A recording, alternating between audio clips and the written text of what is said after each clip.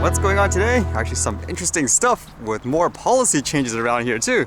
I guess the first one was kind of interesting. People often say it's illegal to shoot things like drones and so forth. A lot of people are paranoid where consumer drones are spying on them when it's not the case.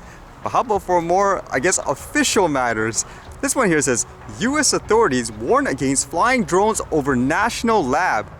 Authorities at one of the nation's top nuclear weapons laboratories issued a warning Monday that airspace over Los Alamos National Laboratory is off limits. The birthplace of the atomic bomb, Los Alamos Lab reported that recent unauthorized drone flights have been detected in restricted airspace in the area. Officials said, if you fly a drone over the lab, you will likely lose it. And it sounds like they mean business. It says here, we can detect and track a UAS, and if it poses a threat, we have the ability to disrupt controls of the system, seize or exercise control, confiscate or use reasonable force to disable, damage, or destroy the UAS. And it also says lab officials also warned off the potential for collateral interceptions of normal commercial or hobbyist drone flights, saying pilots should stay well outside the lab's restricted airspace and the additional no drone zone designated by the Federal Aviation Administration. So they make it sound like if they feel like it or they need to, they can actually shoot it down and all that. At the same time, they probably conduct various, I guess, activities that would block things like drones usually. So if you lose it, then it's your fault. I would think in that case, it makes sense, isn't it? It brings up the point too, if you want to control stuff like that, it's not through things like, in my opinion, an over-the-top regulation where you restrict things like a toy drone from flying, let's just say, in a controlled airspace, but it's just in someone's backyard, no higher than a tree. It should be more about things like this. You have some kind of countermeasure to actually deal with it. And with that news yesterday that kind of came out of nowhere in terms of the province forcing a vaccine passport for things like indoor concerts and all that, well, how about this one? Now they're going to force mask mandates again, apparently. This one here says BC is reintroducing a mask requirement for all indoor spaces starting August 25th. Masks will be required for all British Columbians aged 12 and over. It must be worn in places like grocery stores, restaurants, pubs and bars, public transit, taxis, and office buildings. This temporary order will be reassessed as the vaccine card is fully implemented this fall. Oddly enough, this was just yesterday. People were even asking, like here, Dr. Bonnie Henry comments on why BC isn't implementing a mask mandate, I guess on top of what they want to do with the passports and all that. And she says here, quote, apparently, we know that it is much less likely that one to get infected and to transmit it once you are immunized. But masking does play an important role in those areas where transmission in the community is high. We've seen that in the interior. So I guess before, like there, it's saying, well, immunization and stuff protects you from it, so it's not as, I guess, necessary overall. But yeah, but I guess now they're doing this too, and because of that, people were releasing this video and stuff, I guess just a few days ago, where the health officer here, like the Dr. Bonnie Henry, was apparently in a sports game, and these people were taking selfie videos saying no mask, and she was, I guess, waving for it, like, uh-oh, that's not good PR and stuff. Makes me think of a couple of things actually. I guess one, legally, how would this work? Because let's just say it's banned in terms of you have to be double vaccinated or whatever in order to enter things like a restaurant. And according to everything I read, there is no exceptions. So there's no medical exemptions, for example, or any religious exemptions from being able to do that.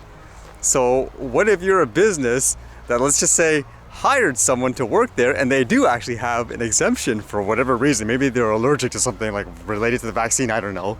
So now are they forced to fire the person because of that? So how does that work? With this too, I could easily see people arguing the point where if people have to cover up, then they should be able to go as well, regardless of things like vaccination status.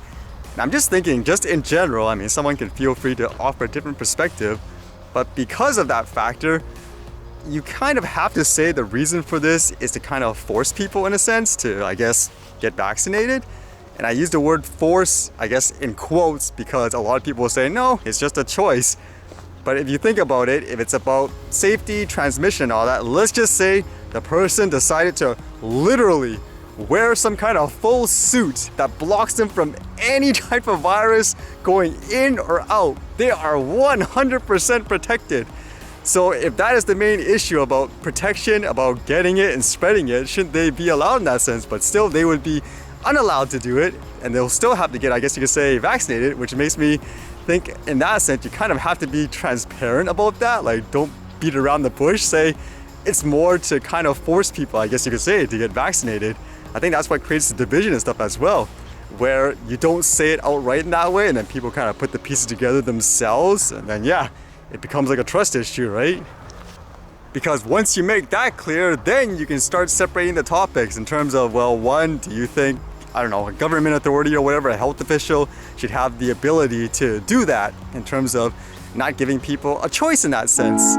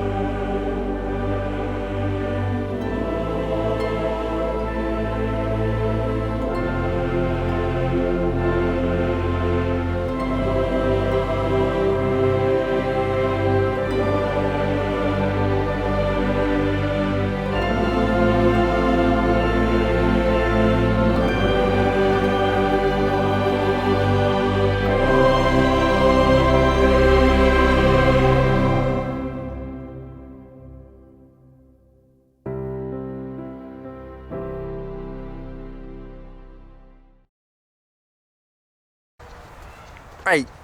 See you guys later.